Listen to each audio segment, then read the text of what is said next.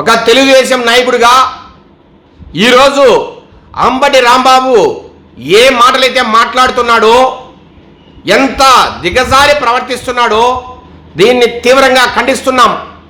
సభ్య సమాజమే తలదించుకునే విధంగా, రాజకీయ చరిత్రలో ఒక దుర్దినంగా, రాజకీయ చరిత్రలో ఒక బ్లాక్ డేగా దీన్ని అభివర్ణిస్తున్నా.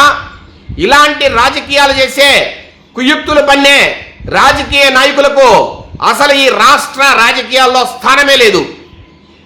వైఎస్ రాజశేఖర రెడ్డి, వైఎస్ రాజారెడ్డి నుంచి మొదలైన ఈ అరాచకత్వం, ఈ రకంగా ప్రజలను ఇబ్బంది పెట్టే విధానం, ఈ రకంగా ప్రజలను రెచ్చగొట్టే విధానం ఈరోజు వైఎస్ జగన్మోహన్ రెడ్డి ఆధ్వర్యంలో కూడా జరుగుతోంది. ఇదంతా ఒక కుట్ర. ఆ రోజు వైఎస్ రాజారెడ్డి తనకు అడ్డం వచ్చిన వ్యక్తులను చంపుకుంటూ హత్యా రాజకీయాలు చేస్తూ రాజకీయాల్లో ముందుకు వెళ్తే, దాని తర్వాత వచ్చిన రాజశేఖర్ రెడ్డి ఆ రోజు 1989లో మర్రి చెన్నారెడ్డిని ముఖ్యమంత్రిగా దించడానికి హైదరాబాద్లో మత కలహాలు సృష్టించి వందల మంది ప్రాణాలను పొట్టన పెట్టుకున్న వ్యక్తి.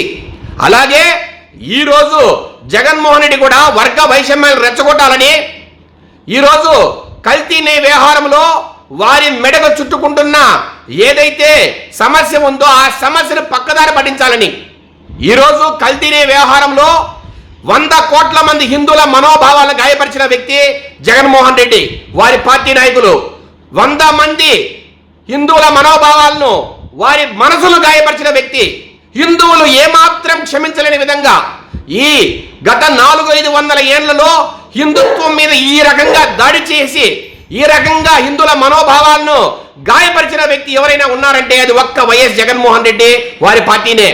ఇలాంటి ఒక పరిస్థితుల్లో ఈ మొత్తం దృష్టాంతాన్ని తప్పుదారి పట్టించే విధంగా, ఈ కల్తీ వ్యవహారాన్ని పక్కదారి పట్టించే విధంగా, వారి మీద వస్తున్న చెడ్డ పేరును, ప్రజల్లో ఉన్న ఆ అసహ్యాన్ని, వారి మీద ఉన్న ఆ వ్యతిరేకతను పక్కదారి పట్టించే విధంగా ఈరోజు అంబటి రాంబాబు, ఈరోజు మాన్యులు, ముఖ్యమంత్రి వర్యులు ఈ రాజకీయాల్లో మేరునగ ధీరుడు, రాష్ట్ర రాజకీయాల్లో కాదు దేశ రాజకీయాల్లోనే అత్యంత మేధావుల్లో ఒకరుగా, అత్యంత గొప్ప రాజకీయ నాయకుడిగా, ఈ రాష్ట్రం కోసం గత 50 సంవత్సరాలుగా తన జీవితాన్ని దారపోసిన వ్యక్తిగా, రాష్ట్ర రాజకీయాల్లో మగుటము లేని మహారాజుగా, కడిగిన ఆణిముత్యంగా ఈరోజు ప్రజాస్వామ్య చరిత్రలో ఒక ఆణిముత్యంగా నిలిచిన నారా చంద్రబాబు నాయుడు గారిని, ఆయన తల్లి గారిని దూషించిన తీరు ఈరోజు సభ్య సమాజం ఖండిస్తోంది.